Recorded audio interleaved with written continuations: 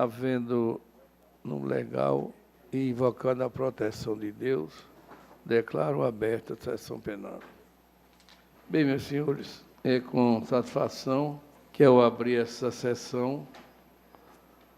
Eu falo do resultado do Tribunal de Justiça do Rio Grande do Norte, apresentado no relatório Justiça em Número, divulgado nesta segunda-feira pelo CNJ. Ele é um espelho do judiciário brasileiro em 2007, no tocante à justiça em número. Pois bem, no ano passado, ficamos como o terceiro melhor tribunal de pequeno porte em relação à produtividade e eficiência. Alcançamos um percentual de 88% no índice de produtividade comparada da Justiça, IPC-JUIZ, principal indicador do CNJ, pois agora, considerando todos os tribunais estaduais, tornamos o TJ como o 10º melhor desempenho. Esse resultado representa um crescimento de 42% em relação ao obtido no Justiça em Número do ano passado. Quanto ao nosso IPC-JUIZ, foi de 62%. Com o resultado de 2017, passamos de 10º para o 3º lugar entre os pequenos portes. E, no quadro geral, passamos da 24ª posição para a 10ª posição. O primeiro grau mostrou um crescimento de IPC-JUIZ. Passou de 60% do relatório anterior para 83% nesta edição. Já em relação ao atendimento à demanda, IAD, nos tornamos o primeiro do país, com percentual de 123%. O primeiro grau alcançou o primeiro lugar entre os 27 tribunais no IAD. Passamos de 96% para 132%. Este indicador mostra se o tribunal for capaz de baixar processo, pelo menos em número equivalente no quantitativo de casos novos. Os nossos juízes julgaram mais, segundo isso, produtividade por magistrado. Em média, cada magistrado arquivou 1.278 processos no ano passado, contra 962 em 2016. E um crescimento de 33%. Nossos servidores também produziram mais. Cada servidor baixou, em média, 113 processos no passado, contra 89 em 2016. Outro índice que mostra a nossa evolução em redução da nossa taxa de congestionamento, quanto menor essa taxa, melhor o desempenho. Pois bem, registramos uma queda de 73,5% para 61% em 2017, enquanto a média nacional ficou em 72%. Alguns números apontam desafio. Registramos mais de 235 mil casos novos no ano passado e encerramos 2017 com mais de 492 mil processos pendentes de julgamento. Sempre há o que melhorar. Esse é um dos pontos que precisamos cuidar. Outro número aponta o futuro. Dos casos novos que estão na Justiça Potiguar em 2017, 61,1% foram ajuizados por meios eletrônicos. E o PJE cada vez mais presente, o que deverá chegar a todas as comarcas até outubro deste ano, conforme foi prometido pelo nosso coordenador, embargador João Rebouças. Apresento esse número com muito orgulho, mas considero que ele é fruto do trabalho desse colegiado, assim como o engajamento do juiz e dos servidores. Nessa quadra de tantas críticas que todos os setores do Estado recebem, é muito gratificante saber que estamos contribuindo para o atendimento cidadão com a melhoria da profissional. Nossa conquista reflete o esforço de todos, o que formam o Judiciário Potiguar, magistrados, servidores, estagiários.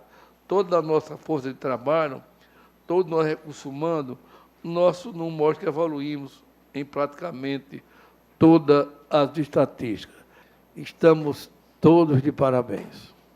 Leitura de expediente. Ofício do excelentíssimo senhor ministro Dias Toffoli, do Supremo Tribunal Federal. Senhor presidente, cumprimentando cordialmente, agradeço sensibilizado ao Egrégio Tribunal de Justiça do Estado do Rio Grande do Norte pela recepção e apoio dispensados durante minha estada na cidade natal. Agradeço ainda o serviço altamente qualificado prestado pelos senhores primeiro-tenente Petrúcio Peterson de Medeiros, segundo-sargento Marcílio de Oliveira Pereira, terceiro-sargento PM Moab Henrique do Nascimento, cabo PM Oscar Lante Tiago Carneiro, soldado PM Rafael Sanderson Pegado de Sena, soldado Edson Ferreira de Lima, que atuaram com urbanidade, profissionalismo e competência, dignificando o nome e a imagem da instituição a que servem. Aproveito o ensejo para renovar meus proteger de elevada estima e distinta consideração por Vossa Excelência. Ainda, Excelência, ofício do excelentíssimo senhor desembargador Galber Henrique, presidente da Câmara Criminal. Cumprimentando, comunico a Vossa Excelência que, em sessão extraordinária hoje realizada, a Câmara Criminal aprovou proposição da presidência no sentido de ser consignada em ata, mostrando congratulações pelo êxito na realização do 114º Encontro do Conselho dos Tribunais de Justiça. E, por fim, o ofício em número da Ilustríssima Senhora Nádia Maria de Melo Souza Rodrigues Rebouças, agradecendo a moção de congratulações em razão da passagem do seu natalício. E somente, Excelência. Não há nenhuma leitura de acordo. Alguma leitura de acordo? O embargador Mauri, o primeiro está em pauta. Está em mesa, Excelência. Desembargador, você estava fazendo um estudo no tocante aos professores. Aquele concurso, sim.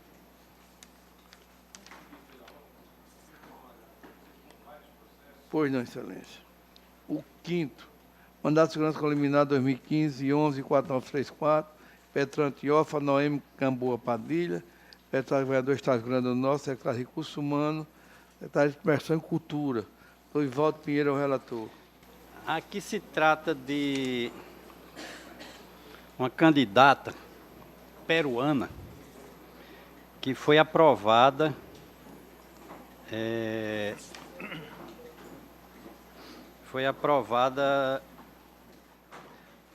para o cargo de professor de língua espanhola, Polo 5, Pau dos Ferros. Foi aprovada, convocada e posteriormente tomou posse em 5 de março de 2015. Está exercendo as suas atividades. Só que ela afirma que, em seguida, a Secretaria de Educação tornou sem efeito o ato, né? Anulou, alegando que ela não tinha comprovado a nacionalidade brasileira.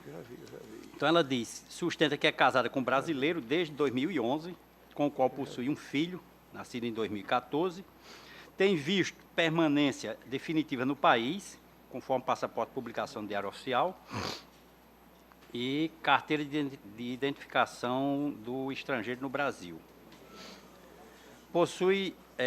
Assevera que possuía naturalização brasileira antes mesmo de submeter-se ao concurso em questão, uma vez que atendeu os requisitos. Salienta, inclusive, que já exerceu o cargo público de professora perante a Universidade do Estado do Rio Grande do Norte, a UERN, no período de 12 de dezembro de 2011 a 7 de abril de 2014. O parecer da Procuradoria é pela concessão da segurança. Em síntese, os fatos são esses. Há uma preliminar de legitimidade passiva de causa do secretário de Administração dos Recursos Humanos do Estado, que eu suscito de ofício, e, naturalmente, teria que ouvir o pronunciamento do procurador. Porque, eu digo aqui, no caso de análise, o ato administrativo que tornou sem efeito a nomeação da impetrante deu-se por determinação do secretário de Educação e Cultura, folha 98, sem que tenha havido a participação do secretário de Administração dos Recursos Humanos. Então, eu estou suscitando essa preliminar de ilegitimidade passiva de causa do secretário de Administração de Recursos Humanos, permanecendo apenas o secretário de Educação. Peço o parecer do ilustre procurador. Concordo, Excelência. No mérito, como eu já sintetizei no relatório, Ela foi aprovada, essa candidata, em 18º lugar, no total de 20 vagas. O voto está disponibilizado e ocorre que, após ter sido nomeado e tomado posse em 26 de março de 2015, estando em pleno exercício de suas funções, teve a sua nomeação indeferida em 23 de junho do mesmo ano, através de processo administrativo. O indeferimento deu-se em razão do não preenchimento de requisitos previstos no artigo 7º da Lei Complementar 122/94. E eu digo, também é possível aferir que a impetrante residia no Brasil pelo prazo mínimo de 4 anos, imediatamente anteriores ao pedido de naturalização, uma vez que concluiu o mestrado em Letras, em 2011, na Universidade do Rio Grande do Norte, estadual, não detém registro de antecedentes criminais, etc. Em síntese, eu estou encaminhando o voto pela concessão da segurança. Se houver necessidade de maiores esclarecimentos, eu os prestarei. E estou dizendo que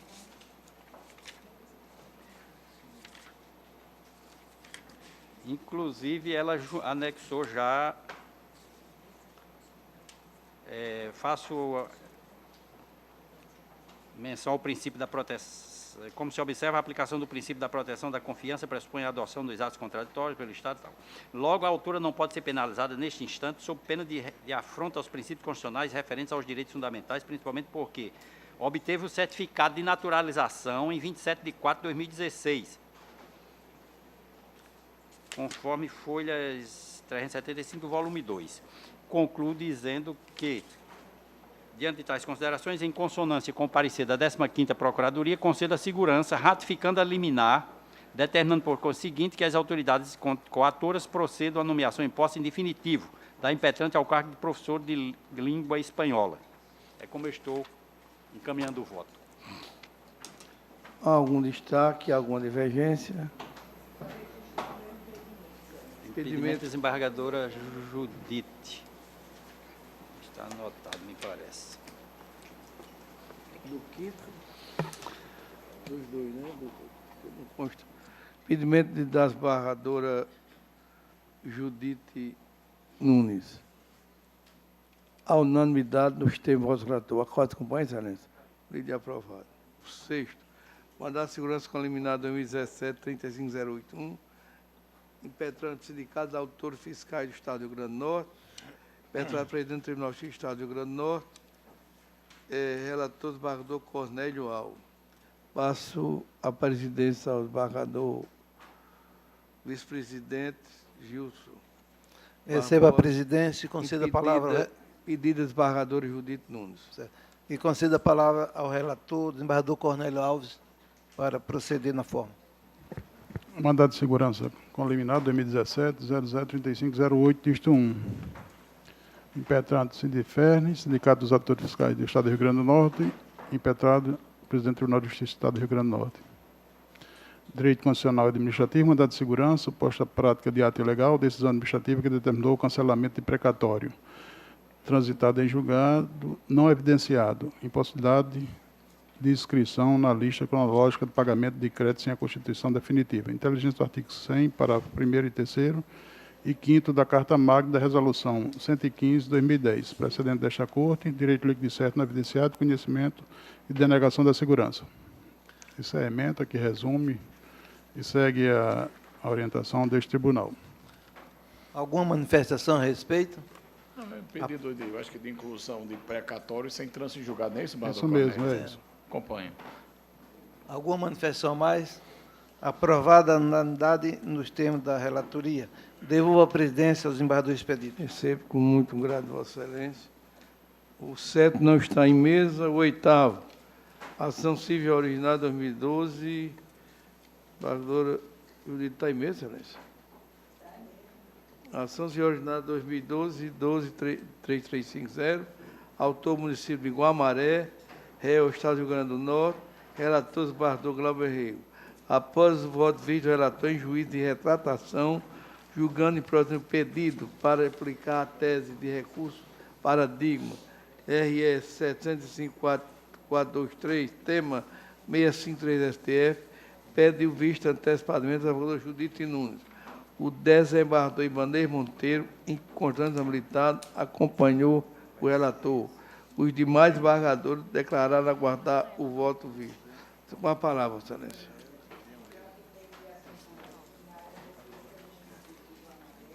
Em face do Estado do Rio Grande do Norte, visando a determinação de devolução de quantias não repassadas ao município a título de cota parte do ICMS nos últimos 5 anos, em virtude de deduções operadas por incentivos fiscais unilateralmente decididos pelo ente estatal, tendo esta Corte julgado pela procedência do pedido, segundo a jurisprudência que predominava à época em seu órgão plenário. O processo seguiu tramitando em virtude de sucessivos recursos, até ser decidido no âmbito do Supremo Tribunal Federal, por meio de decisão da lavra do ministro Luiz Roberto Barroso, que foi confirmada pela primeira turma do excelso pretório no julgamento do agravo regimental no recurso especial número 961-968, restando assentada, nesse caso, a necessidade de aplicação da conclusão extraída no recurso 705.423 do Supremo Tribunal Federal, recurso extraordinário. Tema 653 da repercussão geral, sendo esta, em resumo, a razão do retorno dos autos e do rejulgamento iniciado na última sessão. Após o voto do eminente relator, no sentido da retratação da decisão colegiada então vigente, julgando assim improcedente o pedido inicial, mediante a aplicação do recurso paradigma citado, entendi prudente pedir vista dos autos com a finalidade de aprofundar o entendimento sobre a matéria e evitar a possível assunção de posição contraditória, ou mesmo a sua aparência, no que tange ao recente julgamento dos embargos de declaração em ação rescisória número 2015-020-864-0, do qual fui redatora para o acórdão. Pois bem, nada obstante, tratem os feitos da mesma matéria de fundo, ainda que com possíveis contornos fáticos distintos, é forçoso observar que a própria diferença entre a natureza das ações informam conteúdos decisórios distintos, sendo certo que naquele julgamento esta Corte, em posição majoritária, afastou a pretensão do ente público, não por entender que o tema 653 da repercussão geral do Supremo Tribunal Federal seria inaplicável ao caso, mas sim por firmar posição no sentido de não considerar a mudança de entendimento pretoriano causa válida de manejo da própria rescisória, especialmente quando inexistente declaração contundente de inconstitucionalidade do entendimento anterior. No caso presente, diversamente do que ocorreu na ação civil originária, que deu origem à citada pretensão rescisória, não houve formação de coisa julgada, tendo o ente público logrado êxito em levar o feito à apreciação do excelso pretório por meio, repita-se, de sucessivos recursos, ocorrendo o julgamento do precedente paradigma, tema 653, no decorrer da tramitação desta ação, o que permite a revisão de posicionamento em juízo válido de retratação e não por eventual adoção de novel posição jurisprudencial como causa de rescisão do julgado. Aliás, importa registrar, como fiz no julgamento dos citados embargos, que o Supremo Tribunal Federal não chegou a declarar inconstitucional a tese abraçada por este tribunal no primeiro julgamento deste feito, persistindo válido através do tema 42 da repercussão geral, o que é bem evidenciado na adoção de tal tema por parte do presidente da Suprema Corte. Aí eu me refiro ao recurso 1.049.551.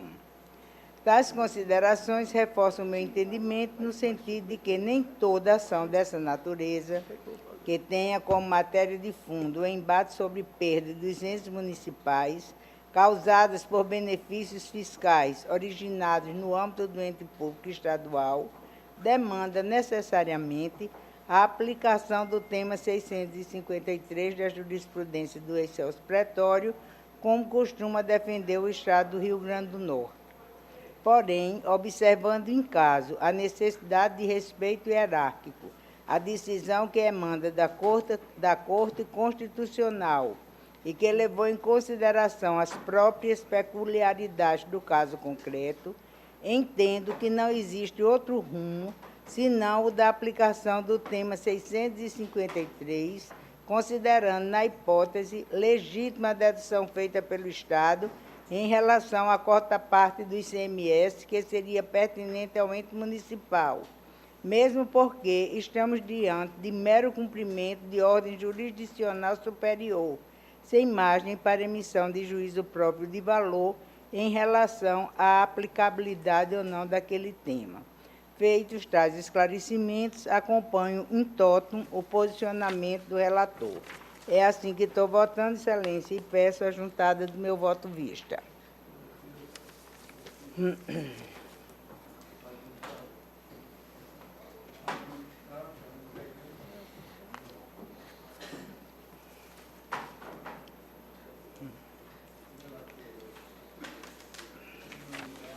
Pronto, esse aqui, tá?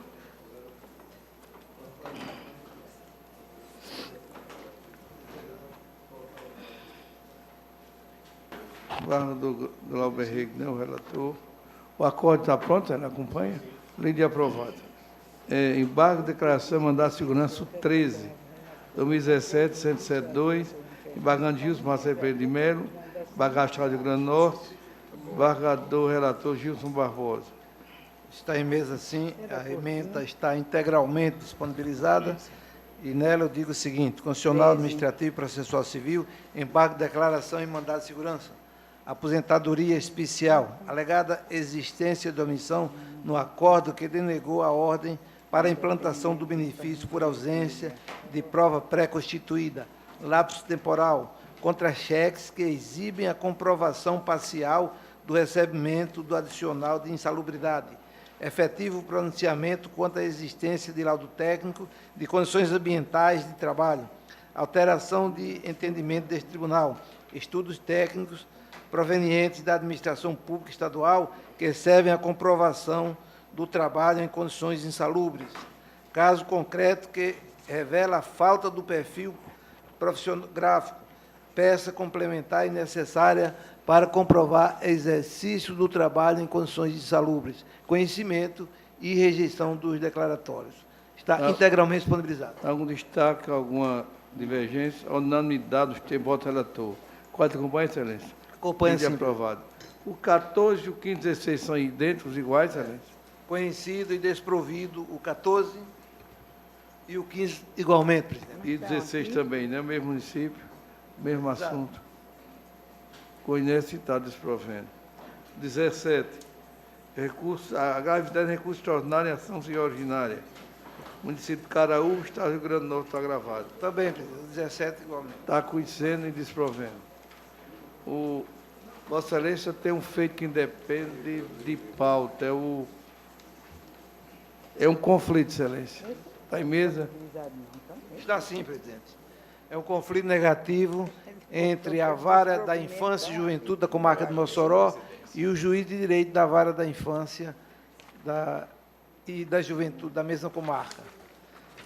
Está disponibilizado e eu tenho a seguinte ementa divulgada. Direito processual civil, conflito negativo de competência, pedido de autorização de viagem de adolescente, natureza inicial de modificação de guarda, posterior alteração do pleito, acordo homologado, natureza apenas de autorização de viagem, lei de organização judiciária, competência da Vara da Infância e da Juventude para expedir alvará de viagem, artigo 35, inciso 5º, a linha B, conflito conhecido e desprovido, em consonância com o Ministério Público.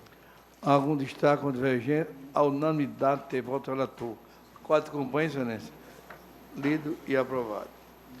Embargador João Rebouça, pauta do dia 19 e 20... Senhor presidente, pela ordem, se Pois me não. permite, embargador João, Vossa Excelência chamou o primeiro processo da minha relatoria e eu fiz uma certa confusão aqui, entendendo que era daqueles que tratava da questão que nós temos que discutir em relação aos concursos de professores. Porque eu tenho alguns pedidos de vista, mas me parece que são processos do PJE. Primeiro também engloba Teríamos também. O primeiro da pauta também engloba. oportunamente, isso. Inclusive, adiante a Corte que trouxe alguns para discussão, como disse oportunamente, mas esse processo da minha relatoria, que seria o 4 aqui da extra pauta do dia, é um processo em que impetrante Francisco Martins, É o militar, não é isso? É. Progressão. impetrante secretário de Administração e Recursos Humanos do Estado do Rio Grande do Norte. É matéria também recorrente aqui na Corte e trata exatamente da implantação de subsídios policial militar.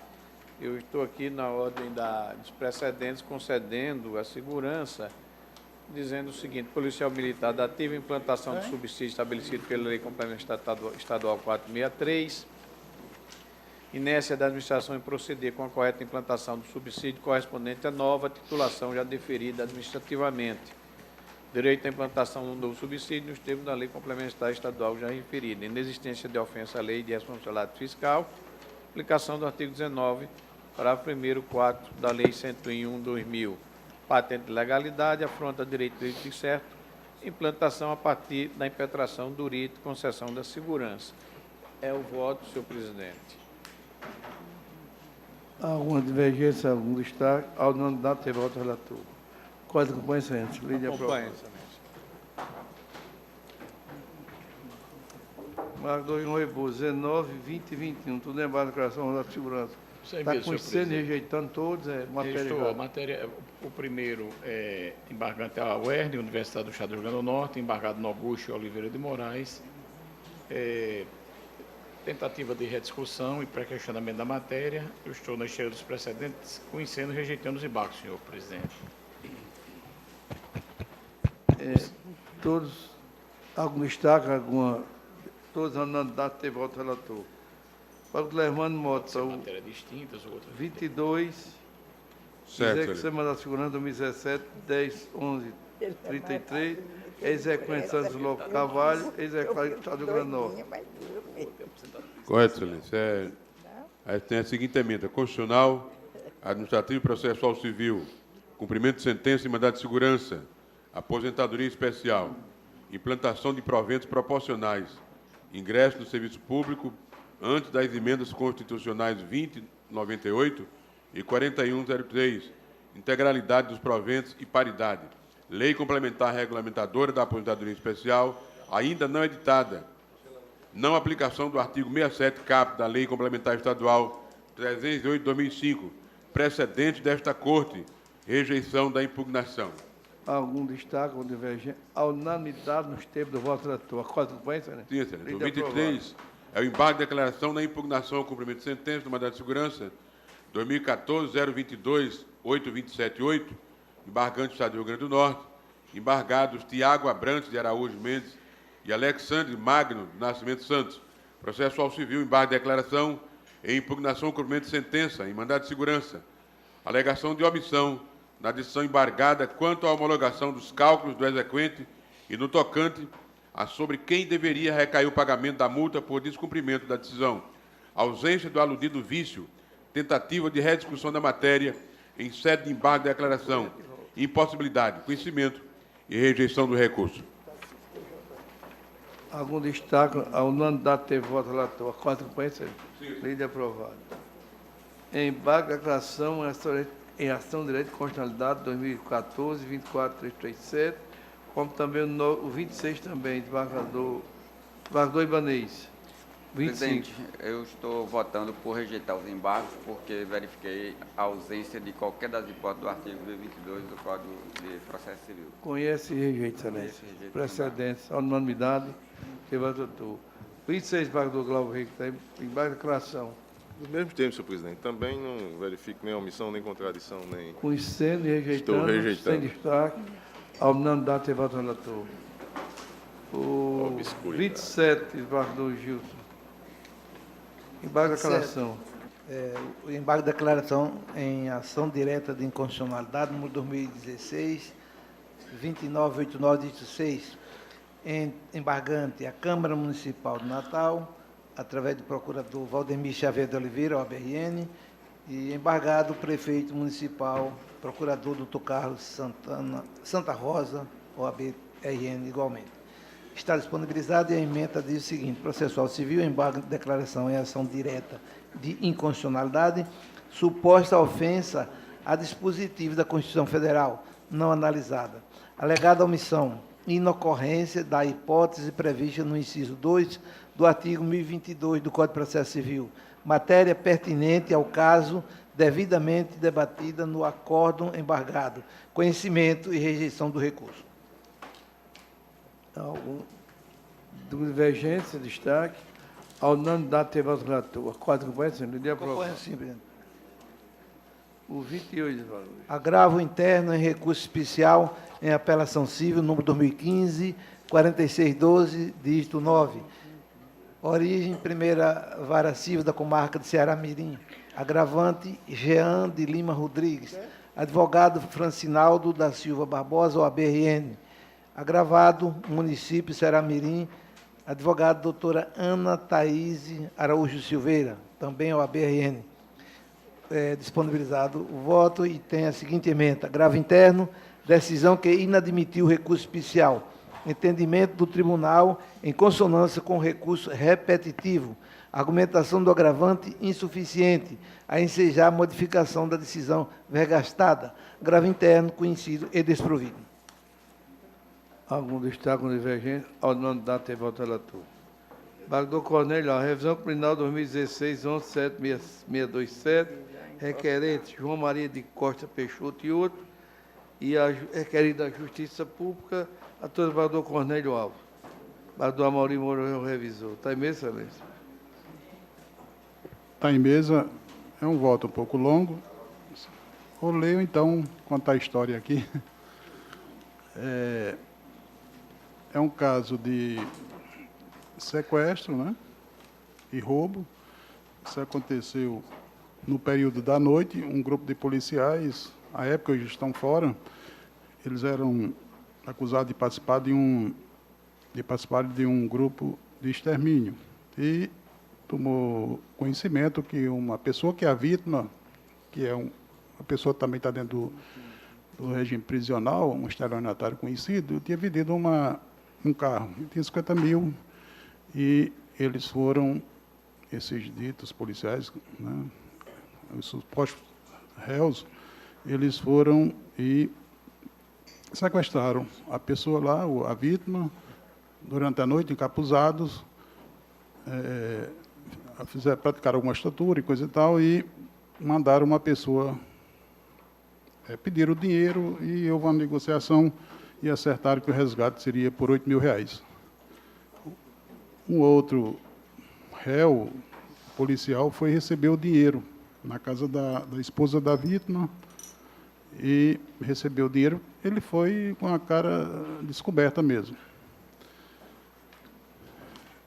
Posteriormente, a vítima foi diversas vezes à delegacia e reconheceu, segundo ele, assim, pelo porte, e um soldado falando com o João Grandão, que ele estava no sistema penitenciário, disse que tinha conhecido ele pela voz e pelo porte, mas não tinha visto o cara, nem outra coisa que pudesse identificar, não. A mulher que viu que foi receber o dinheiro, ela viu uma reportagem na televisão e o reconheceu pela televisão. Houve a condenação, houve apelação aqui para o tribunal, aqui aumentou a pena, mas depois a própria vítima, num processo criminal, quando ele foi ouvido em juízo na 6ª Vara Criminal, ele disse que teria afirmado que os policiais seriam, né, os autores do crime, porque por incentivo da polícia mesmo, porque queria que ele entregasse alguém para deixar de instaurar alguns procedimentos criminais contra ele, né? E ele fez essa negociação e terminou, por isso que ele teria entregue os policiais, mas não reconhecia os policiais como os autores não do delito. Então, com base nesse fundamento, que apareceu essa prova após o trânsito em julgado, né? E a condenação foi exclusivamente na palavra da vítima, e a vítima não reconheceu ninguém assim de cara, né? Só depois que disse que ter sido pela voz, né, e também pelo vulto. Isso é uma identificação assim, muito duvidosa. E que depois chegou a desmentir, disse que teria feito aquilo por pressão da polícia. Então, eu não tive outra saída senão julgar procedente a revisão criminal. E os fundamentos estão todos aqui no voto apresentado. O voto de mérito, se quiser eu posso ler. De início, deve ser rechaçada a tese de nulidade absoluta da sentença, ventilada pelo requerente. Há uma, por quê? Em crimes de autoria coletiva, basta que a vestibular acusatória demonstre o liame entre o agir dos denunciados e a suposta prática delituosa, estabelecendo a probabilidade da imputação e possibilitando o exercício da ampla defesa. Eu cito a jurisprudência.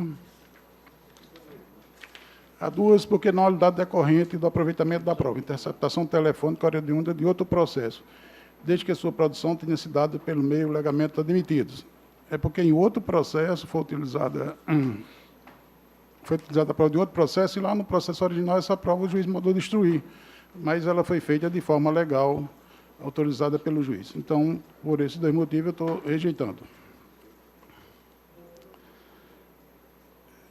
Desta feita, considerando acima debatido, concluo que o acórdão e a sentença objeto desta revisão criminal não contraria o texto expresso de lei, descabendo falar em procedência com a base no artigo 621, que seria a prova contrária dos autos, que eu também estou rejeitando. E estou acatando por outro motivo. Não obstante, compulsão dos autos e confrontando a prova nova com os elementos informativos que alicerçam a condenação, entendo que merece prosperar a revisão, que é justamente essa que, lá no processo criminal, não foi nem justificação judicial, foi no processo criminal, a vítima disse que não reconhece os réus como autores do crime. Isto porque, com relação ao requerente, a sentença e o acórdão que a confirmou, firmaram o juízo condenatório baseado fundamentalmente na palavra da vítima. Vejamos, os réus foram acusados pela prática de extorsão mediante sequestro qualificado e roubo circunstanciado. São crimes em regras cometidos na clandestinidade, onde a palavra da vítima assume valoração ímpar. Na espécie, as condutas delituosas ocorreram entre a madrugada e a manhã do dia 18 de julho de 2014. Os agressores, à exceção da pessoa que recebeu o resgate, estavam, segundo a vítima, encapuzados. Durante a instrução criminal, a vítima afirmou que não tinha dúvida da autoria dos ora requerente e de outro denunciado, Horácio Dantas. No que diz respeito a João Maria da Costa Peixoto, alcunha João Grandão, disse que, não obstante a circunstância, o reconheceu pelo porte nos momentos em que a luz estava acesa, e também pela voz numa ligação feita pelo soldado Gessé, e ainda por estar recebendo a ameaça do suspeito, que dentro da prisão lhe afirmava não ter sido autor do crime, e pedia para que se encontrassem pessoalmente. Já com relação ao Manuel da Costa Peixoto, que esse Manuel da Costa Peixoto é irmão do João Grandão, limitou-se a dizer que o reconheceu pelo vulto, sem maiores detalhes, não dando também nenhum esclarecimento sobre a certeza da participação de Horácio Dantas. Tanto a sentença como o acórdão reconhecem que a condenação se lastreia fundamentalmente na palavra da vítima na época da instrução processual. Entretanto, como relatado, a mesma vítima, ouvida em juízo, como testemunha de outro processo, modificou substancialmente seu depoimento, aduzindo que não tinha como reconhecer os sequestradores encapuzados e que apontou os ora requerentes devido a um acordo supostamente ilícito feito com a autoridade policial para livrar a vítima de investigações promovidas contra a própria pessoa, pelos crimes de estelionato e outras fraudes. Os demais elementos formativos elencados na sentença e no acórdão para justificar a condenação, embora permaneçam inalterados diante da prova nova, são insuficientes de per si, ou seja, sem um alicerce da palavra da vítima, para afirmar um juízo de certeza acerca da autoria delitiva, pelo menos com relação aos requerentes.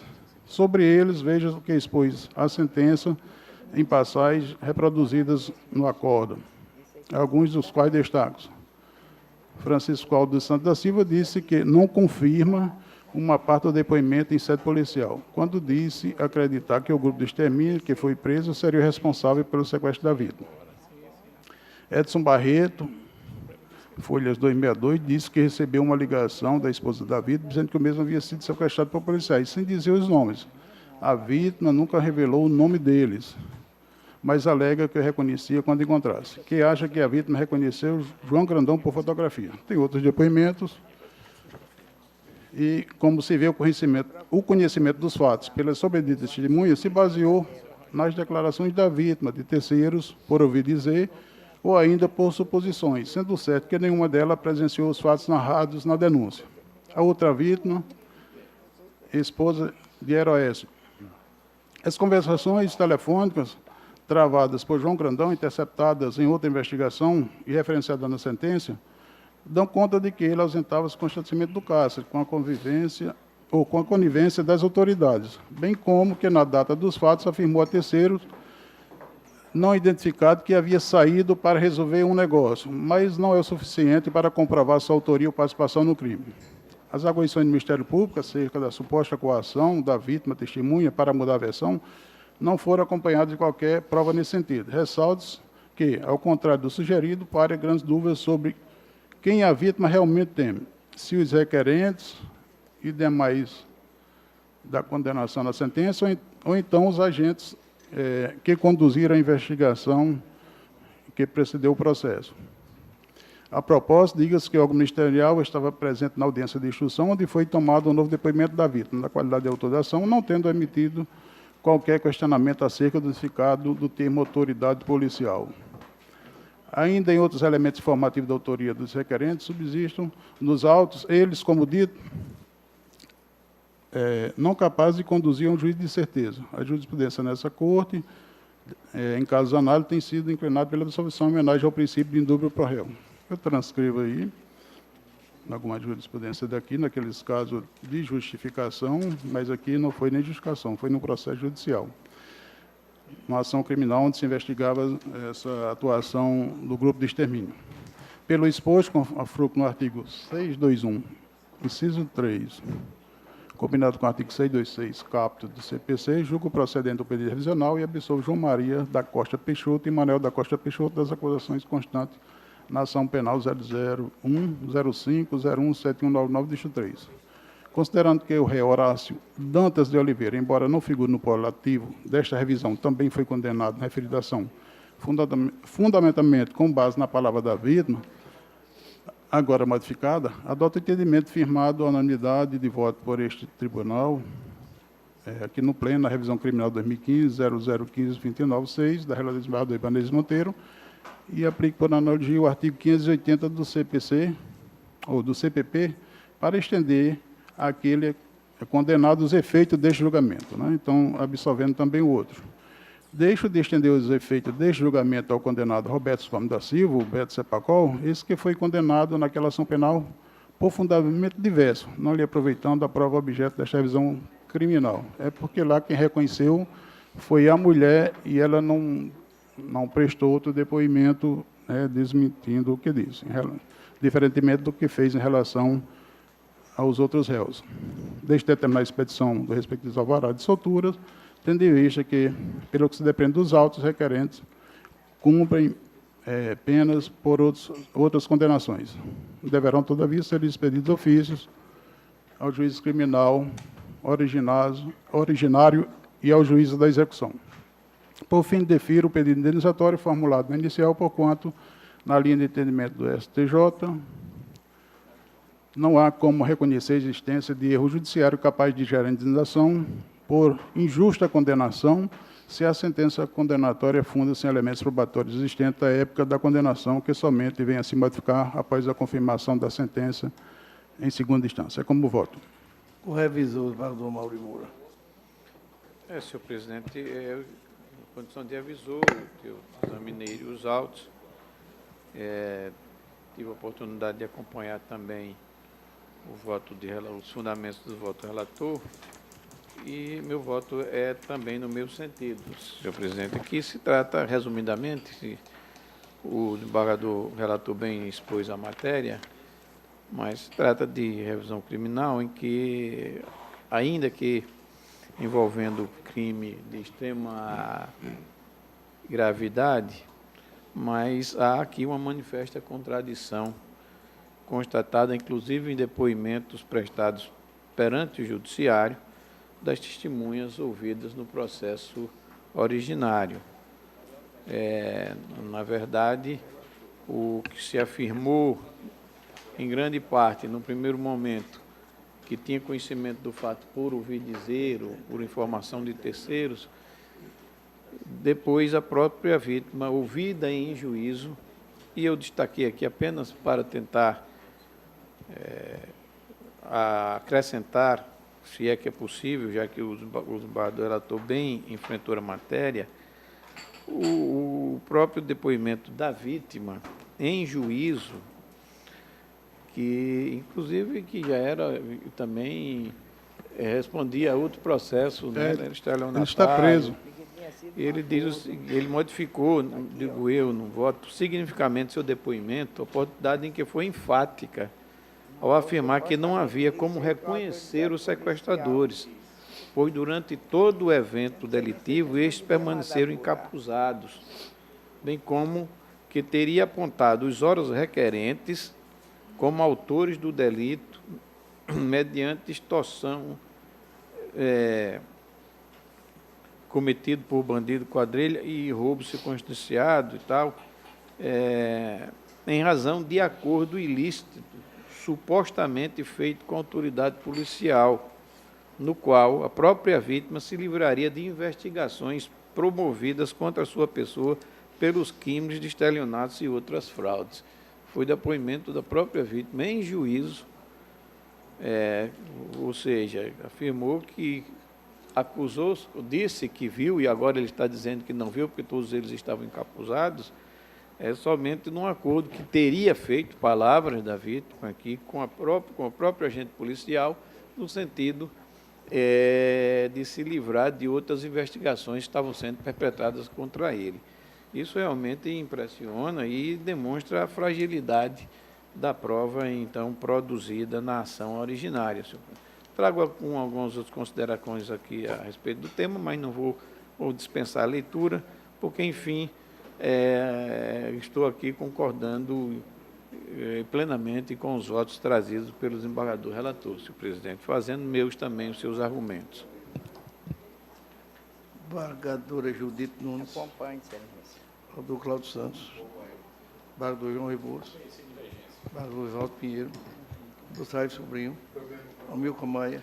Senhor presidente, eu tivesse a julgar a apelação criminal, eu acompanharia, mas como se trata de revisão, eu vou discordar. Primeiro, porque os precedentes que foram citados referem-se a justificações judiciais realizadas posteriormente, onde as testemunhas ouvidas se retrataram do que disseram. Foi o caso da desembargadora Judite, que foi um crime sexual por abuso de menor, onde a vítima retratou-se do que tinha dito. No do desembargador Saraiva, bem claro, como deixa a emenda, também houve uma retratação das testemunhas que foram ouvidas. Na presente situação, o que motivou a revisão criminal foi um confronto entre depoimentos de processos diferentes, não entre uma justificação a ser realizada com as testemunhas ouvidas no mesmo processo. Como eu digo, se fosse para julgar a apelação criminal com base nessa situação, eu acompanharia o relator. Mas devemos nos lembrar que na revisão criminal impera o princípio indubro contra réu, porque há um título já judicial que já o condenou transitado em julgado, que só pode ser desconstituído após o surgimento de provas concretas e fortes no sentido de que aquele fato não ocorreu. No caso, se invoca o princípio indubro por réu como fundamento para dar provimento à apelação e absolver, o que, a meu sentir, isso não é possível, a invocação de tal princípio, razão pela qual eu discordo para julgar improcedente a revisão, senhor presidente. Desembargador Dilermano Mota. Acompanhe o relator, senhor. Desembargador Vílio Macedo. Desembargador Ibanez Monteiro. Desembargador Glauber Rego.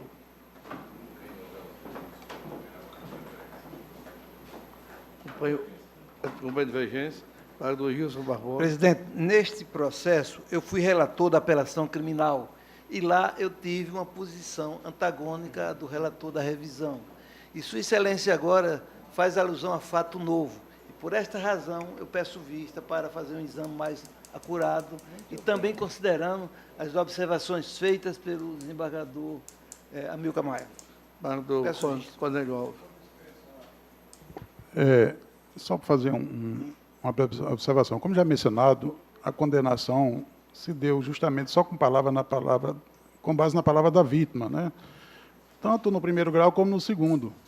E lá na frente a própria vítima disse não, não foi ele, então eu acho que o indúbio pro réu pode se aplicar aqui também na revisão criminal, por isso que eu estou fazendo. Agora eu peço dispensa de participar quando os badogis se estiver, porque eu vou me afastar e para que o processo não fique aqui parado, esperando que eu retorne, então eu autorizo que siga o julgamento sem a minha presença. Com vista ao desembargador Gilson Barbosa. Desembargador Cláudio, você tem o agravamento da mandado de injunção 2017, 19.409.6, agravando Kelvin Oliveira Lima, agravado governador do Estado do Rio Grande do Norte. Eu vou ler aqui a ementa, alguma dúvida sobre o meu entendimento. Houve a impetração do mandado de injunção por parlamentar estadual.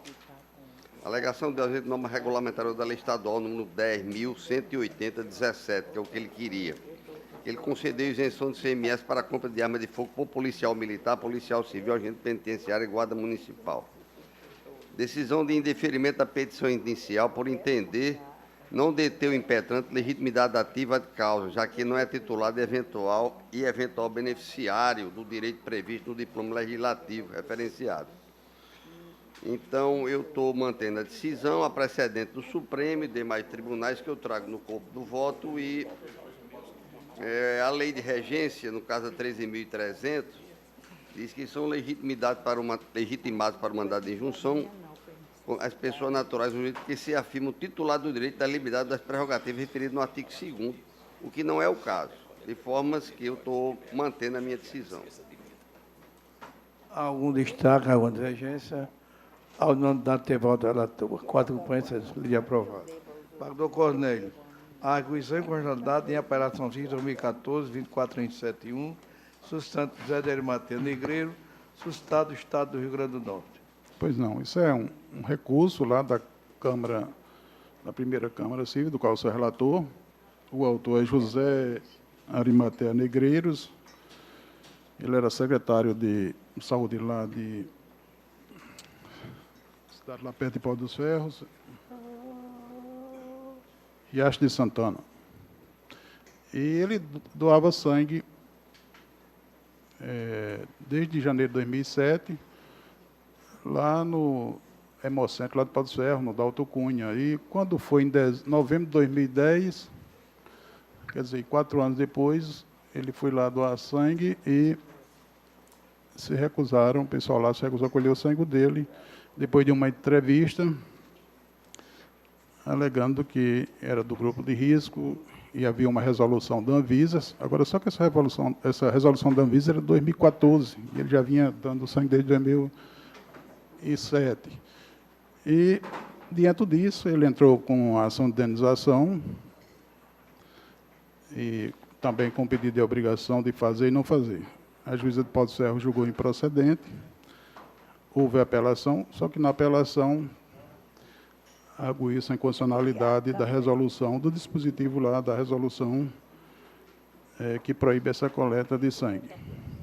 E, como houve essa arguição de inconstitucionalidade, eu estou trazendo ao Pleno, né, para que seja decidido e depois retorne os autos retornem à primeira Câmara para julgamento.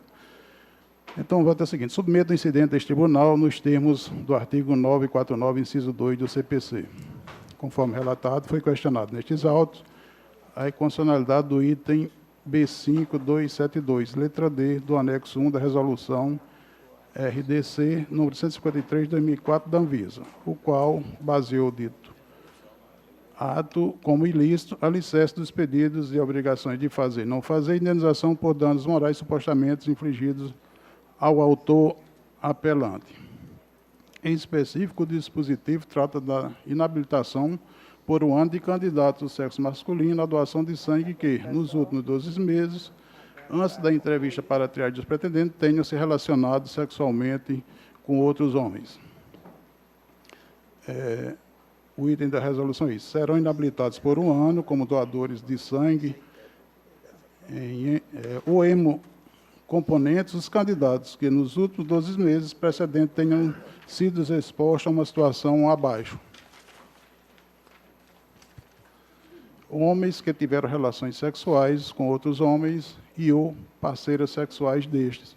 Quando ele foi entrevistado, ele fez essa declaração, ele era homossexual e tinha tido relação com o parceiro dele nesse período de 1 ano atrás. Conforme relatado, diz o apelante que o referido dispositivo afronta diretamente os artigos 1º, inciso 3, 3º, inciso 4 e artigo 5º da Constituição Federal, e ainda indiretamente os artigos 6º e 196.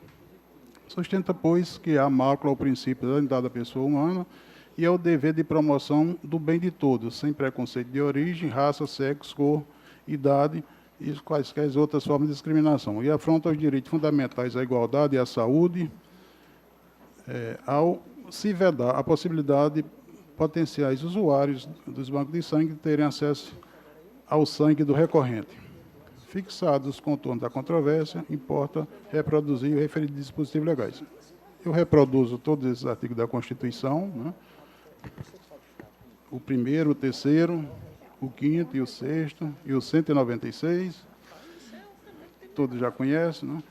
E esclareça de início que a resolução sob análise, na parte destacada, se reveste de conteúdo regulatório dotado de abstração, generalidade e impessoalidade, possuindo alta densidade normativa, não se caracterizando, portanto, como simples ato regulamentar. Diga-se ainda que o fato de ter sido o ato normativo revogado ou substituído por normas posteriores não impede o controle difuso de constitucionalidade, no âmbito da discussão sobre os efeitos concretos produzidos durante sua vigência. Aí citei algumas jurisprudências nesse sentido. Passando a análise no mérito da arguição, percebe-se que a norma questionada efetivamente não se coaduna com os princípios constitucionais da dignidade da pessoa humana, da igualdade, tampouco com os objetivos fundamentais da República Federativa do Brasil, qual seja a promoção do bem-estar de todos, sem qualquer forma de discriminação, numa sociedade livre, justa e solidária. Na esteira do que afirmei quanto à instauração do incidente, não há relato de experiência civilizatória humana onde a aceitação da violência e discriminação, em qualquer de suas acepções, de um grupo sobre o outro, tenha levado ao desenvolvimento de uma sociedade justa, onde todos tenham as mesmas possibilidades de desenvolvimento de suas capacidades. Em sentido contrário, o grau de civilidade de um povo e de justiça em sua organização sempre foi vinculado à harmonia de suas relações intersubjetivas e à garantia efetiva dos direitos fundamentais pelo Estado. Segundo Canotilho, com os princípios são conceitos mais ou menos indeterminados. Entretanto, é possível extrair a essência das ideias que permitiram a construção do que hoje se nomeia princípio da unidade da pessoa humana. Miguel Reale, com efeito, a explicar o pensamento de Immanuel Kant, traz a noção da unidade da pessoa humana como valor fonte de todos os direitos inerentes a esta condição. E eu transcrevo o texto, está disposto no voto, está colocado no voto. Nas sábias palavras do ministro Edson Fachin, que Edson Fachin ele relata essa questão no Supremo Tribunal Federal, e lá já há 5 votos favoráveis, o julgamento não terminou, mas do voto dele extrai o seguinte: o sangue corresponde à negativa de qualquer possibilidade de arrebatamento da humanidade de quem quer que seja por motivos como raça, cor, gênero, orientação sexual, língua, religião e origem. O ato normativo questionado neste contexto, ao estipular que um homem só possa realizar o resto extremamente altruístico, que é a doação de sangue, apenas se não tivesse relacionado com outro homem nos últimos 6 meses anterior à doação, não está protegendo os potenciais receptores de sangue de um comportamento de risco do pretenso doador, como, por exemplo, ter sexo desprotegido ou fazer uso de drogas injetáveis, que isso aqui são os dados. Quem usa droga, é claro, está num grupo de risco muito maior, né, do que somente quem é homossexual e tem um parceiro. Mas sim por vias indiretas ou transversas, impondo uma restrição a priorística à orientação sexual deste, sendo assim o seu próprio direito de ser inerente à dignidade. O princípio da igualdade, doutor Sim, embora comporte a promoção de tratamento desigual para indivíduos desiguais, as chamadas ações afirmativas e discriminações positivas, não autoriza discriminações negativas desarrazoadas. Celso Antônio Bandeira de Mello elenca o conteúdo jurídico do princípio da igualdade. E eu transcrevo também a doutrina E, por fim, digo assim, em caso, não há razão lógica, científica ou jurídica para o descrime estabelecido. De há muito é sabido que a disseminação de doenças sexualmente transmissíveis, por conseguinte, a contaminação de sangue humano, não tem relação com a orientação sexual dos indivíduos potencialmente vetores hospedeiros, nem com a prática de ato sexual em outras pessoas do sexo masculino, mas sim com comportamento de risco, a exemplo do sexo desprotegido, com vários parceiros em um curto intervalo de tempo, etc.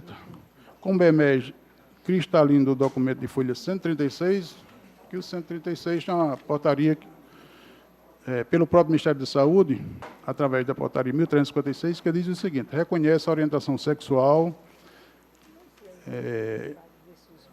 não deve ser usada como critério para a seleção de doadores de sangue, por não constituir risco em si próprio. Quer dizer, essa própria portaria do Ministério da Saúde, já de 2011, ela reconhece que não deve ser usado o critério para a seleção de doadores apenas pelo critério da orientação sexual, se é hétero, se é bi, ou então se é homo. Ademais, como bem pontuado nas razões do recurso de apelação, a perpetuação da errônea e ultrapassada ideia de que os homossexuais do sexo masculino não são mais susceptíveis de doenças sexualmente transmissíveis, como virilidade, traz impacto extremamente deletério no restante da população, não só simbólica e psicologicamente, promovendo a discriminação, mas também aumentando o índice de contaminação por esta parte da sociedade que acha imune ou menos susceptível àquelas doenças, pelo simples fato de não compartilhar com os primeiros a mesma orientação sexual. A orientação sexual de algum fato não aumenta a instância de contaminação de sangue. São as condutas de risco, como a prática sexual desprotegida, com vários parceiros concomitantemente, uso de drogas injetáveis, o que fazem, portanto, esse grupo de risco. As únicas discriminações admitidas em nosso ordenamento, no que pertence à possibilidade de doação, coleta e recepção de sangue humano, devem dizer respeito a tais condutas arriscadas, que eu mencionei. A construção de uma sociedade livre, justa e solidária passa necessariamente pela viabilização do altruísmo entre os indivíduos que a integram, concretizando, por exemplo, o gesto de doação voluntária e gratuita de sangue humano. Então, para terminar, eu acolho a arguição de constitucionalidade e declaro, em sede de controle difuso, a inconstitucionalidade do item B5272, letra D, do anexo 1 da resolução RDC 153/2004 da Anvisa, por afrontar os artigos 1º, inciso 3, o artigo 3º, inciso 1 e 4º, e o artigo 5º, caput, toda da Constituição Federal. Determino que, uma vez precluso o presente incidente, retorne os autos à primeira Câmara Civil para a conclusão do julgamento do recurso de apelação. Barrador Amaury Moura. Pois não, excelência. E o motivo pelo qual foi rejeitado a doação? Ele começou a doar sangue em janeiro de 2007, e em novembro de 2010, ele foi lá e Não, porque tem aí vários, faz uma entrevista. Aí vários, porque ele teria Ele disse que era do grupo relação de risco, sexual um ano antes, nesse período de um ano antes. Não, mas com um é homem. O seguinte, tem vários, no grupo de risco tem usuário de droga, isso é que é realmente do grupo de risco, justamente mas esse aí, qual é especificamente É porque ele afirmou que tinha tido relação sexual com um homem. Mas era um parceiro fixo? Sim. Só um? Pelo que ele diz, sim. Porque a resolução, ela fala se você teve relação sexual com outro homem, um homem com outro, no período de um ano, ou então com as parceiras mas ele dele. Fala também com múltiplos parceiros a resolução. Mas aqui não está demonstrando que ele tinha muitos parceiros, não. Não, ele disse que era só com um. Só. Pronto, só isso. Barrador Amaury Moura. Senhor presidente, eu acompanho sim, o relator e veja, essas são daquelas normas, na prática, absolutamente inócuas, porque o doador responde a um questionário, não é isso? E, evidentemente, ele responde da maneira que ele vê que lhe for mais conveniente. Ele pode, inclusive, negar o fato. Se ele tivesse negado, não teria nada. Se ele tivesse negado, teria doado sem problema nenhum. Afora, naturalmente, o caráter discriminatório, até mesmo porque a realidade tem mostrado que isso não é um mal que acomete somente pessoas homossexuais. Enfim, até pela inocuidade da resolução, senhor presidente, não vejo como ela possa prevalecer no nosso ordenamento jurídico. Eu acompanho, sim, o fundamento do voto do relator. Embargadora Judite. Acompanho. Embargador Cláudio Santos. Embora seja norma federal, a competência do tribunal resiste a verificar a constitucionalidade em casos incidentais, nesse tipo de controle. Se fosse controle concentrado, não poderia, né? Bom, também acho inócuo, desnecessário, uma questão mais de, como vi na entrevista do doutor Rodrigo Vilar ontem, no jornal local, em que tudo se baseia na verdade, na expressão da verdade do doador. Porque qualquer pessoa pode, eventualmente, transmitir alguma doença que seja conduzida, que esteja presente no sangue. Qualquer doença, até doença mais simples. De formas que, mesmo o teste que se faz antes, há o que eles chamam de um período lá de uma certa incubação de eventuais doenças que resistem por alguns dias a não aparecer nesses exames iniciais, só depois de uma... Na decisão do Supremo, inclusive, um ministro se refere a isso, uma janela de proteção.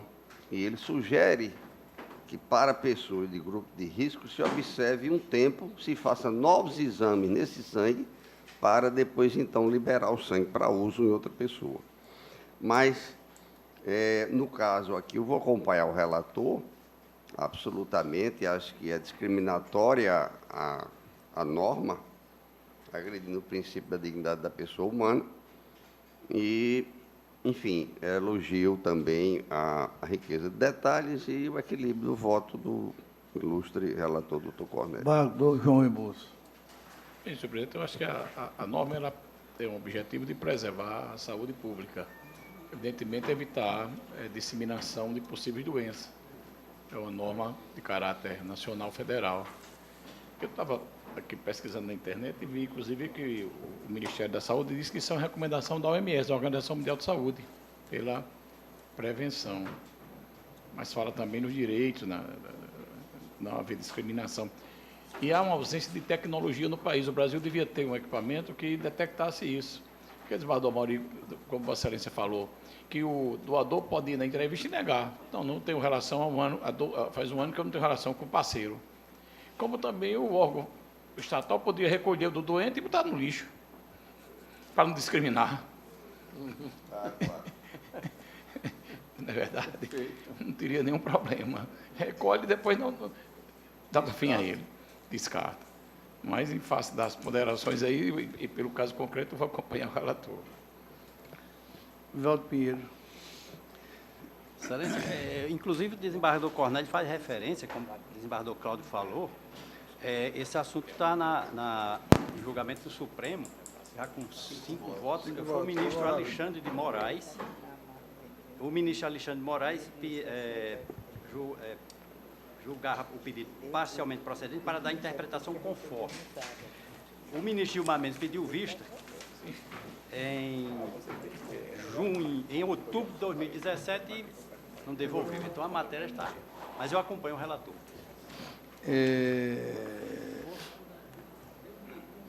Saraiva Sobrinho. Senhor presidente, eu não só acompanho o eminente relator, como parabenizo Sua Excelência pela qualidade do voto. Embargador Amilcar Maia. Janela imunológica. Senhor presidente, como bem disse o desembargador Cláudio, está uma sugestão do ministro, de um dos ministros do Supremo, a respeito dessa criação dessa janela imunológica, que talvez até resolvesse parte dessa situação. Mas eu não sou médico com relação à questão técnica, Mas o meu pedido de esclarecimento resolveria a minha dúvida, porque nesse grupo de risco há vários fatores, desde que usuário de droga, múltiplos parceiros sem a devida proteção, isso não trata-se apenas de múltiplos parceiros do mesmo sexo, mas também múltiplos parceiros de sexo diferente. E pelo que o desembargador Cornélio, um relator, esclareceu, me parece que a resposta dele, a situação é que ele teria tido a relação com o parceiro dele, mas que, ao que parece, é um parceiro fixo. Não é isso, desembargador? Nessa situação, se não há a multiplicidade de parceiro ou a conduta de risco, que isso tanto se aplica tanto a relações com parceiros do mesmo sexo, como parceiros de sexos diferentes, para se incluir no grupo de risco, levando-se a consideração do caso em concreto, que não haveria razoabilidade para a manutenção dessa restrição, eu acompanho o relator. Pois não. Barra do Lermano Mota. Barra do Gil Macedo. Também, senhor presidente, querendo parabenizar aqui o exaustivo voto de Sua Excelência, o desembargador Cornélio Alves. Barra do Ibanez Monteiro. De acordo com o voto do relator. Barra do Glauber Rego.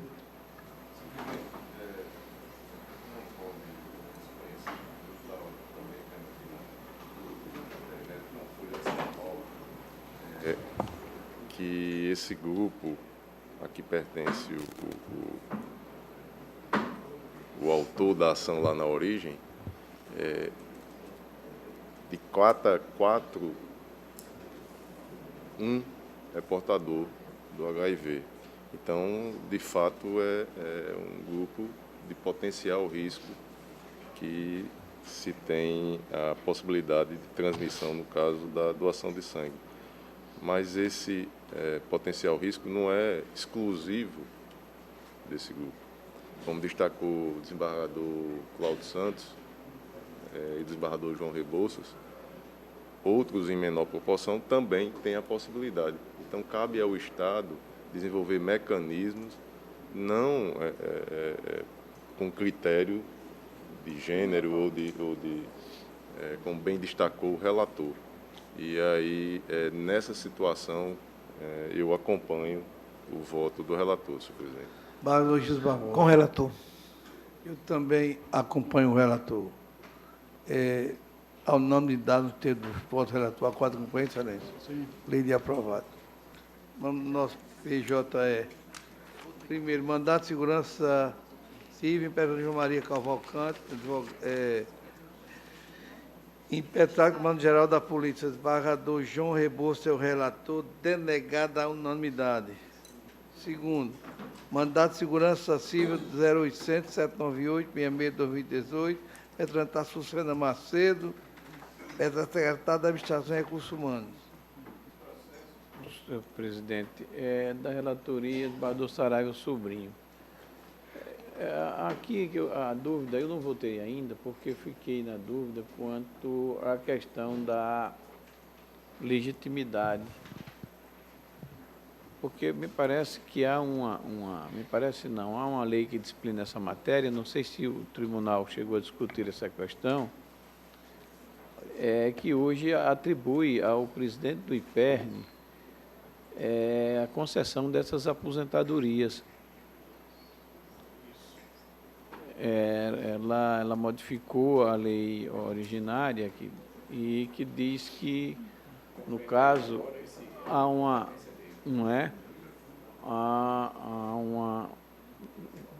os processos são instruídos pelas respectivas secretarias, mas são encaminhadas ao IPERN e submetidas à apreciação do presidente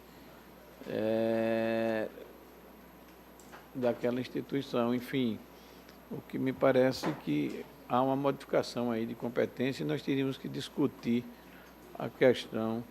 Eu não sei se o desembargador Saraiva, confesso, não vi o voto, enfrentou essa matéria, mas há uma modificação em relação a isso. Inclusive, desembargador Maurício, esse processo não era para estar em pauta? Sim. Até porque eu já estou decidindo monocraticamente, nesse sentido. Nesse sentido? Eu queria para retirar de mim. Ok, porque estava no PJE, né? Aquele que tira e pensa que tira, mas não tirou. O terceiro mandato de segurança civil 0800-917-27-2018, impetrante Edilene Maria Castro de Carvalho, comandante-geral da PM, vereador Amilcar Moura, relator. A unanimidade. É o 4, de Hermano Mota. É a mesma Do coisa, Amaury me também, parece o mesmo assunto. Excelência acompanha também o relator. No caso, Ele é a mesma matéria. É a No mesma. desembargador Saraiva, ele retirou de Foi retirado pauta. de mesa.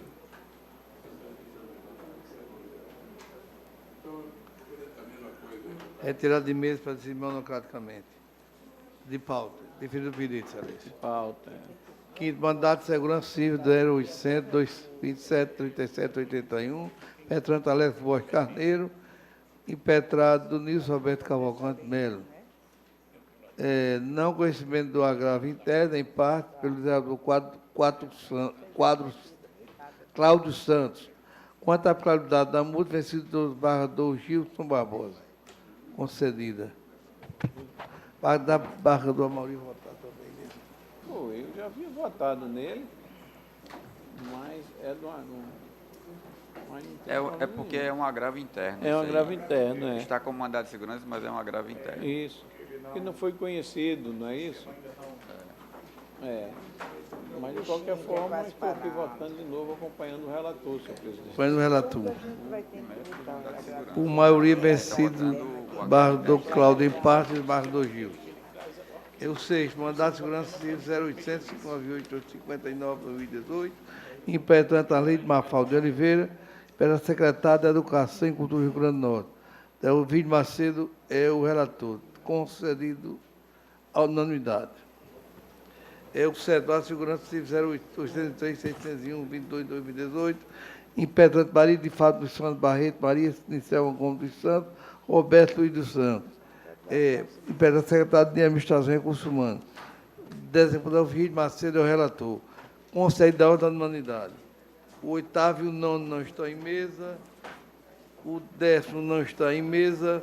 O 11º. Mandato de segurança do Amaury é o da Conselho está com voto visto, né? O 11º é dos professores. Estou aguardando o voto do Excelência. Mas já votei, excelência, aqui, porque é aqueles casos de tradutor de Libras. Já votei aqui acompanhando o relator. O relator. Está consignado, não sei se aí, não, Márcio? Dando o Glauber Rego. Não apareceu? Sim, mas é Libra, é professor de Libra. Mas esse... É diferente, é unanimidade de ter voto relator. Onde eliminar. O 12º. É porque tem uns que, apesar de envolver a questão de concurso de professores, mas que não são daqueles que está suspenso, não. Isso. Que não, E aí? é aquele para ocupar vaga de tradutor de Libras e tal, que o tribunal já assentou entendimento uniforme em relação à matéria. E 12º é o mesmo caso do Também. professor de Libra, não é outro? Também. O 12º foi o doutor Mérito que votou quando estava me substituindo. Não é voto meu. Na verdade... Julgado a unanimidade do 12º. Só para o João Rebouça. A unanimidade. 13º Ato de Segurança Civil 0800 61 6756 2018. Petra Aila Pacha de Araújo. Petra Guarda do Estado do Rio Grande do Norte. O doutor Vivaldo é o relator. Pedido para a doutora Maria Zeneide. Vamos passar para o 18º. O doutor Amaury está com vista. É dos mandatos de segurança 0802 957 2018. Petrante Maurício Pudico Torrinho de Queiroz. Advogada Ana Lia Gomes Pereira. Impetrado governador do Estado do Rio Grande do Norte. Barrador Monteiro, relator. Embargador Pedro Maria Zeneide. O Tribunal da Unidade suspendeu a pressão do feito a fim de evitar tensões conflitantes a respeito da matéria. Devido à desembarcadora, presente sessão, bem como possibilitar o estudo de procedimento objetivando a informidade das decisões que têm por objeto a mesma questão de direito. Padre Maurício, tem com a palavra. Pois não, senhor presidente. O 18 e o 26... 18 e 26. Poderíamos julgar na mesma sentada. E essa matéria que dispensa relatório, porque já tem conhecimento da Corte. E eu queria fazer apenas uma digressão, antes mesmo de enfrentar a questão de mérito, é que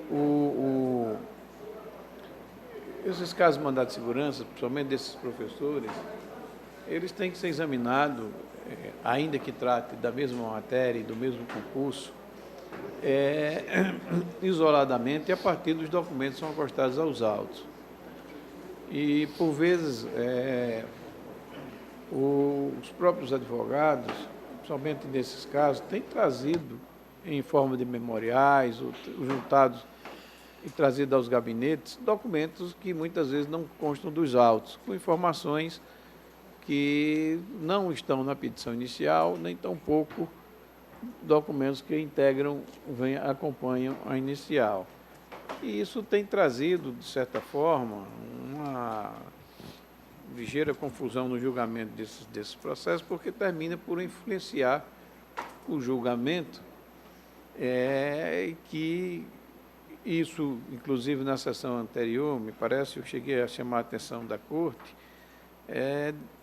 de que não me parece possível fazer o julgamento em mandado de segurança com base em documentos que não estão nos autos, ainda que trazidos ao gabinete extemporaneamente. Mas tem acontecido aqui e acolá, e confesso, até mesmo no meu gabinete, eventualmente isso pode ter acontecido.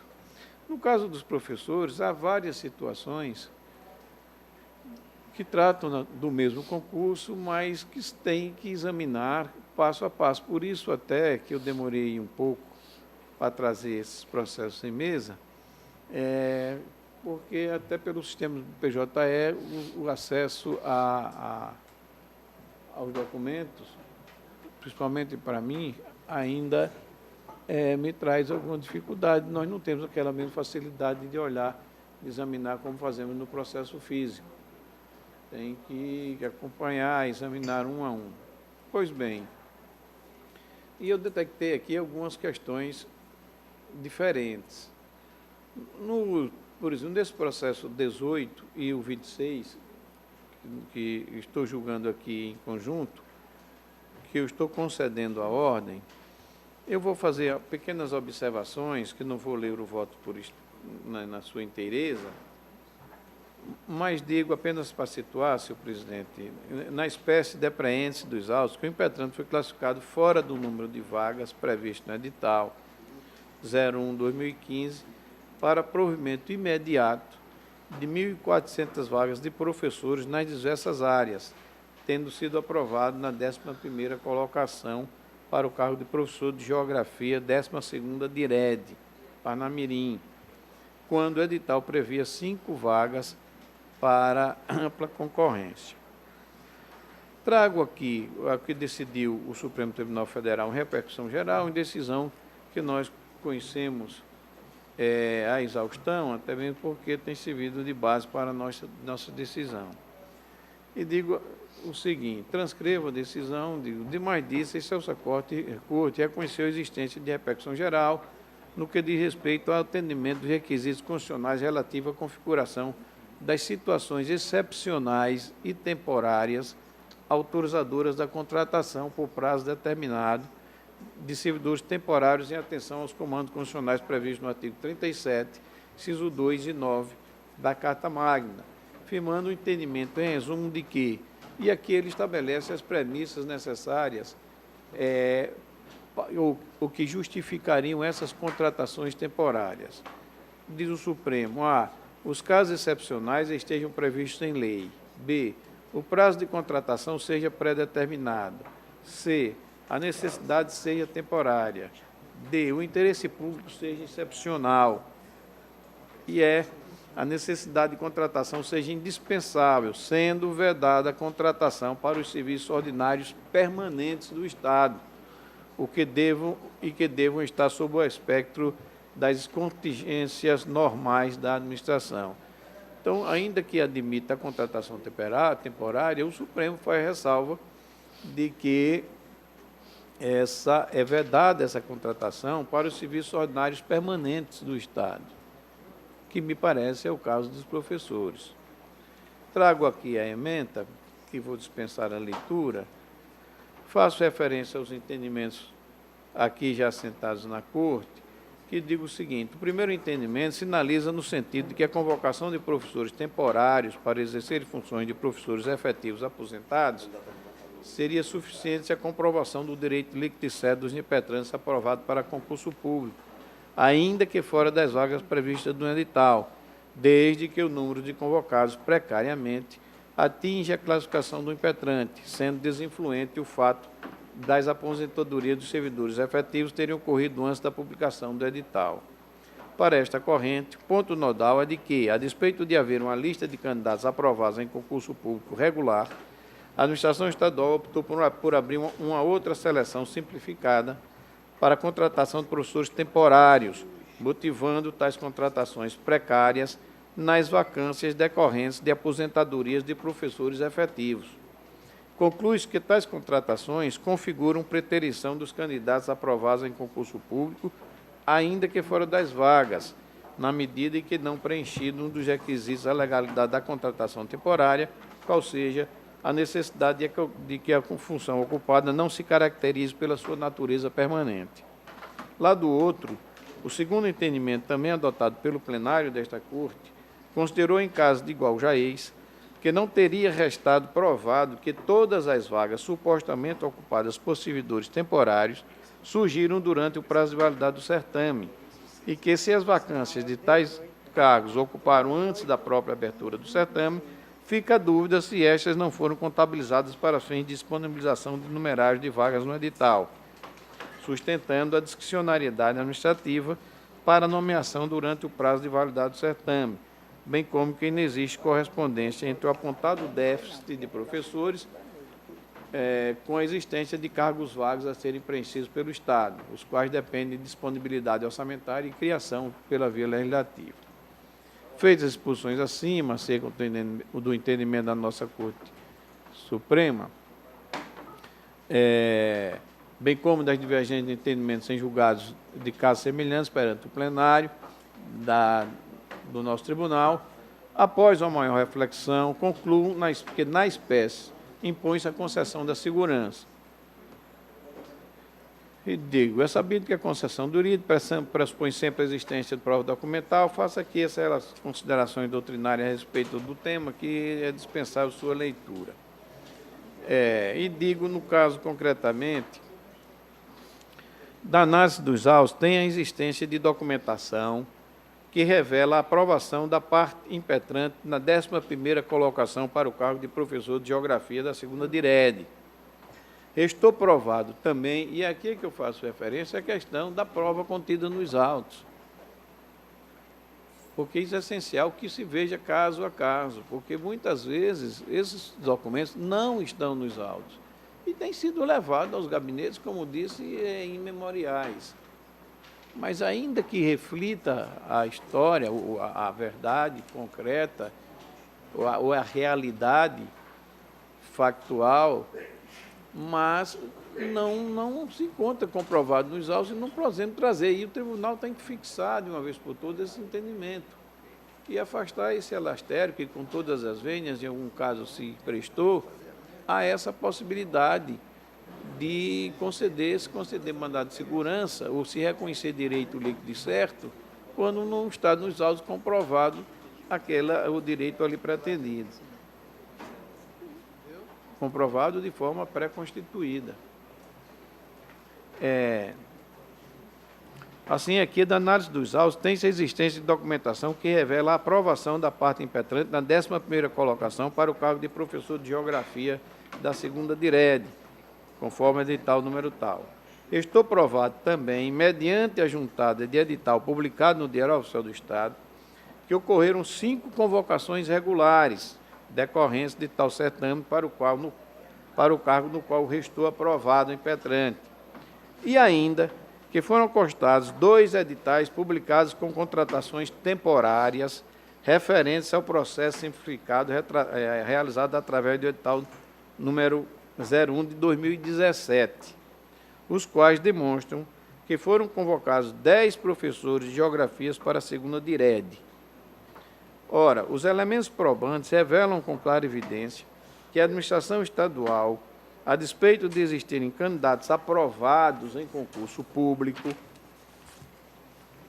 dentro do prazo de validade do certame, optou por abrir processo seletivo para preenchimento de vagas de professores mediante contratações temporárias para preenchimento de vagas decorrentes de aposentadoria de professores efetivos, revelando nítida necessidade do serviço de natureza permanente. Ora, ou seja, repise-se, optou por contratar professores temporários em nítida situação de necessidade de professores com natureza permanente, em que os próprios atos administrativos perfectibilizados nas convocações dos professores temporários expressivamente motivaram tais contratações em razão das aposentadorias de professores efetivos, porquanto indicaram que as vagas a serem preenchidas decorriam de vacâncias oriundas de aposentadoria de professores efetivos, não havendo que se falar em natureza temporária da necessidade. E veja, ainda que se traga, esses documentos estão acostados aos autos. Essa é a particularidade, uma das principais, nesse processo que estamos a votar. Não desconheço que a administração pública possui discricionariedade para, observadas as normas constitucionais, prover as vagas da maneira que melhor convier para o interesse da coletividade, sendo possível, inclusive, por exemplo, por razões orçamentárias, que os cargos vagos sejam providos em um futuro distante, ou até mesmo que sejam extintos na hipótese de restar caracterizado que não mais serão necessários. Assim, a vacância de cargos ou abertura de concurso público não tem o condão de, por si sós, vincular a administração a nomear os aprovados fora das vagas do edital. Todavia, constatada na espécie a existência de vagas e a partir das motivações lançadas nos atos administrativos de convocação de candidatos para contratação temporária, não me parece aceitável que o fato daquelas decorrerem de aposentadorias anteriores à publicação do certame permita à administração preenchê-las mediante contratação temporária, mediante a ilação de que teriam sido computadas no cálculo das vagas ofertadas no edital, que não há demonstração disso, de que essas vagas foram computadas ou não. O fato é que a vaga existe. A vaga existe, tanto é que ele está provendo agora mediante uma contratação temporária. A existência da vaga é fato concreto, demonstrado nos autos.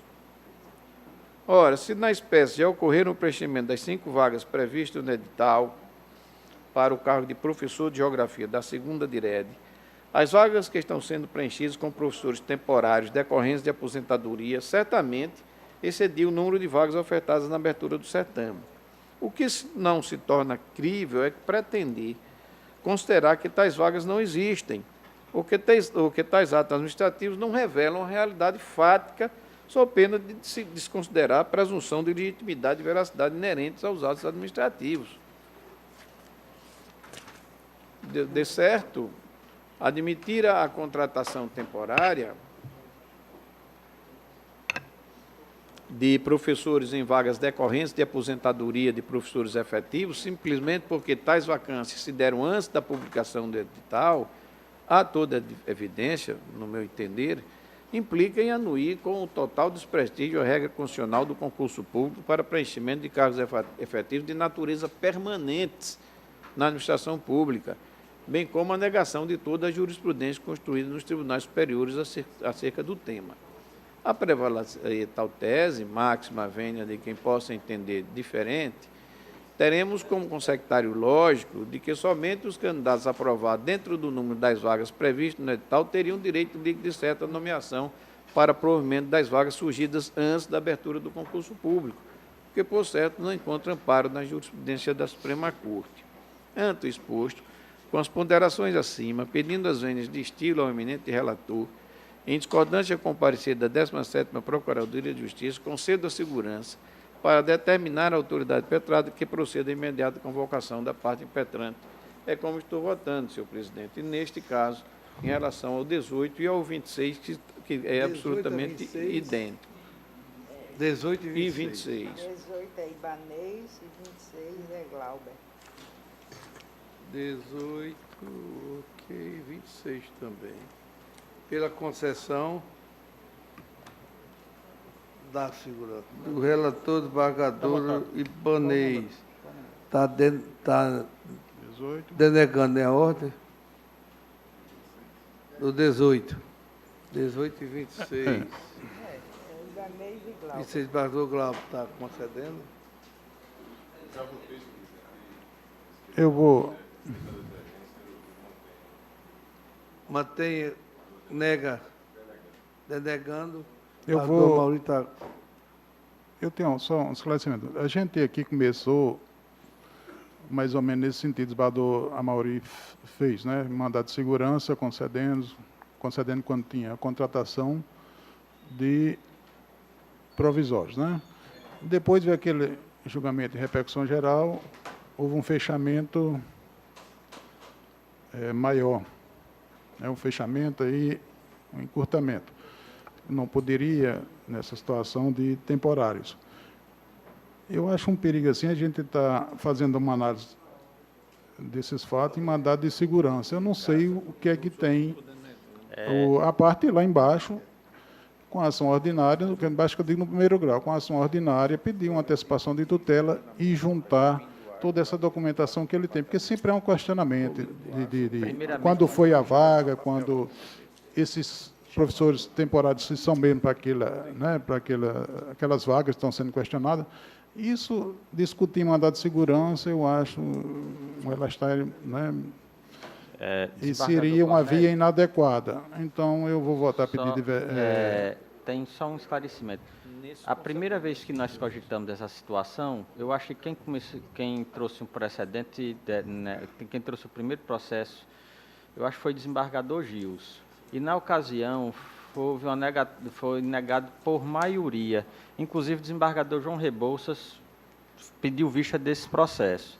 E foi quando ele suscitou a situação. E, juntada pela própria advogada entregue em gabinete, na realidade, há 8 precedentes. Não mais do que isso. 8 precedentes que foi juntado pela própria advogada da impetrante, que o tribunal deferiu essas contratações. Fora esses 8 precedentes, o tribunal tem deferido.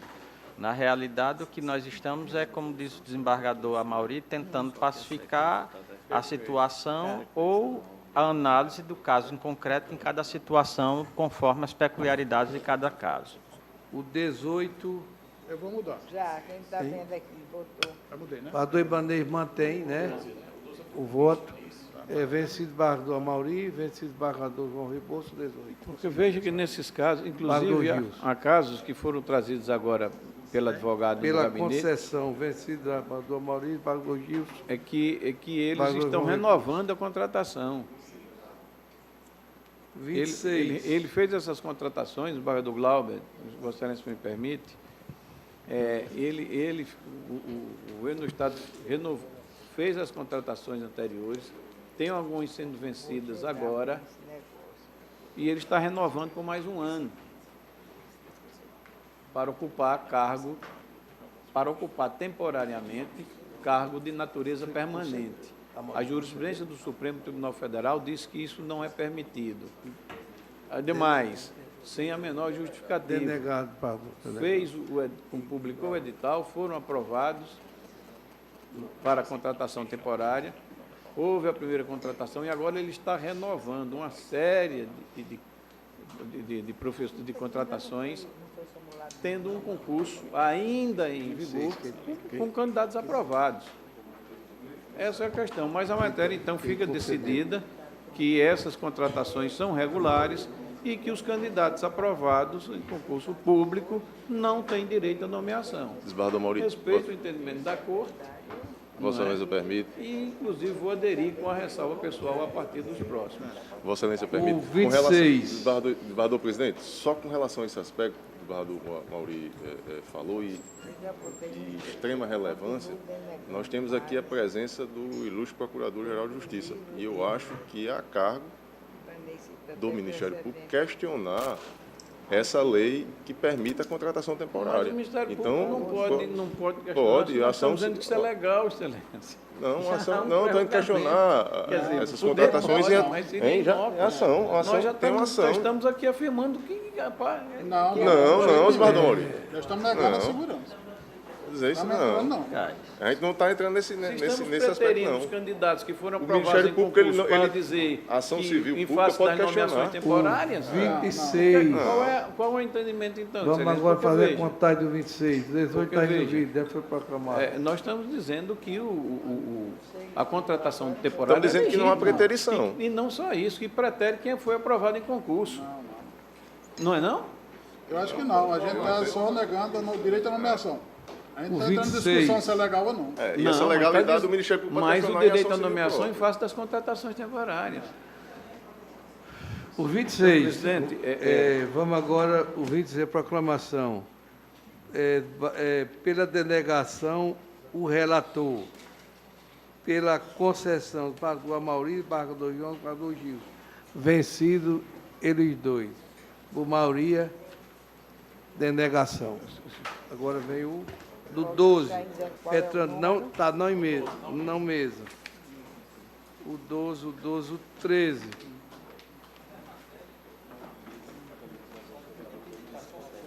Embargador João estava também, vista Vossa Excelência. Não mesa. 14. Não mesa. 15. Não mesa. 16. Não mesa. 17. Não mesa. 18 já foi. 19. Embargador Ibanez. Mandar segurança impetrando Gil Bernardo de Paiva Nunes. Relator embargador Ibanez. Vem denegando a unanimidade. O 20. Petrante Patrícia Ferreira do Nascimento, mandato de segurança civil, Petrado, governador do Estado do Rio Grande do Norte. Patrão, vocês votar, João Rebouças. Embargador João Rebouças. O 19, o 20, né? Divergindo. Por maioria, vencido embargador João Rebouças. 21. Mandato de segurança 0800 948 47 2018, Petrante Maiusa Lopes da Silva, está governador do Estado do Rio Grande do Norte. Embargador Virgílio Macedo é o relator. O relator denega, vestido embargador Gil, faz embargador João Batista faltar. O 22, Maria Luciene Dias, Petróleo governador do Estado do Rio Grande do Norte, Virgílio Macedo é o relator, denega a ordem. Só os embargador Gilson, só João vencido, por maioria. 21, Mandato de Segurança Civil 0800 948, impetrando Maiusa Lopes da Silva, Ana Lia Gomes Pereira, advogado, e o governador do Estado do Rio Grande do Norte é o impetrado. Virgílio Macedo é o relator. Vencido denegando a ordem, vencido embargador Gilson, embargador João. O 23, mandato de segurança civil, Petra Luana Maiara Ribeiro do Nascimento, Petrado, não mesa. O 24, mandato de segurança civil, Petrante Isabel Mendonça de Melo de Santiago, Petrado do Estado do Norte, embargador Saraiva é o relator.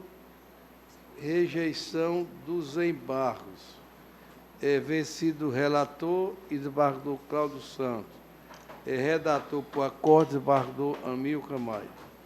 Mandato de segurança civil 0800 337 4747. Petrante Maria Verônica Carvalho Teixeira Fernandes. Petrado governador do Estado do Rio Grande do Norte, desembargador Cláudio Rego é o relator. João Rebouças pediu visto. Está em mesa? Acompanha o relator? Divergindo do relator. Somente o embargador João, por maioria. Vencido o embargador João, que denegava. E concedia, o relator denegou. O 26 foi julgado, o 27, Maria de Bezerra não está presente. O 28. Presidente, aproveitando que é mandado de segurança, o 5 da extrapauta físico, é a mesma matéria da minha relatoria, que é professor. Então, eu voto pela denegação, é matéria semelhante. Preciso embargador Jonas, embargador Gilson. Acompanha o acórdão. O quinto físico. Quinto físico. O 25, desembargador Cláudio, está com vistas. Pago da relatora. 28, desculpe. 28. Embargador Mezeneida declinou. Vossa Excelência vai julgar ou aguarda? Vamos por 29. Conflito de competência. Juiz de direito da 10ª Vara da Defesa Pública da Comarca de Natal. Sultado juiz de direito da 2ª Vara Civil da Comarca de Natal. Relator não está presente. Não mesa.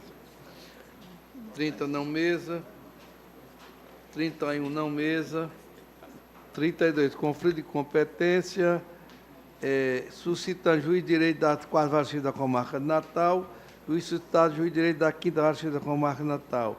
Desembargador Gilson é o relator. A unanimidade, competência, juiz suscitante.